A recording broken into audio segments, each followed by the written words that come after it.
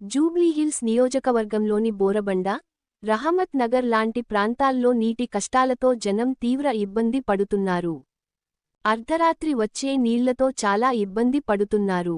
ప్రజల నీటి కష్టాలకు చెక్ చెప్పే దిశగా అడుగులు ముమ్మరం చేసింది ప్రభుత్వం.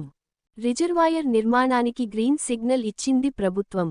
ఈ మేరకు రిజర్వాయర్ పనులను ప్రారంభించారు మంత్రి పొన్నం ప్రభాకర్.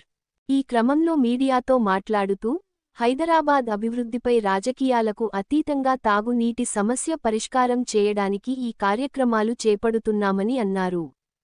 2015లో 8 లక్షల నల్లా కనెక్షన్స్ ఉంటే గత 10 సంవత్సరాల్లో 13.80 లక్షల కనెక్షన్లు పెరిగాయని, గత 10 సంవత్సరాలుగా కొత్త లైన్ వేయకపోవడంతో హైదరాబాద్ ప్రజలు నీటి కొరతతో ఇబ్బందులు పడుతున్నారని అన్నారు. కాంగ్రెస్ ప్రభుత్వం 7,400 కోట్లతో 20 టీఎంసీల నీటిని నగరానికి తీసుకొచ్చే టెండర్ల ప్రక్రియ పూర్తయిందని, త్వరలోనే పనులు ప్రారంభం అవుతాయని అన్నారు.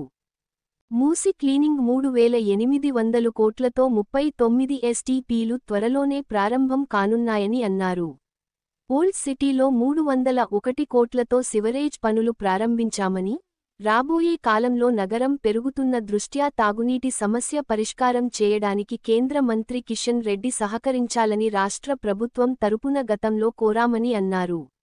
నగర తాగు నీటికి సంబంధించి ఇన్ఫ్రాస్ట్రక్చర్ కోసం కేంద్ర ప్రభుత్వ సహకారం కావాలని హైదరాబాద్ ఇన్ఛార్జి మంత్రిగా విజ్ఞప్తి చేస్తున్నానని అన్నారు.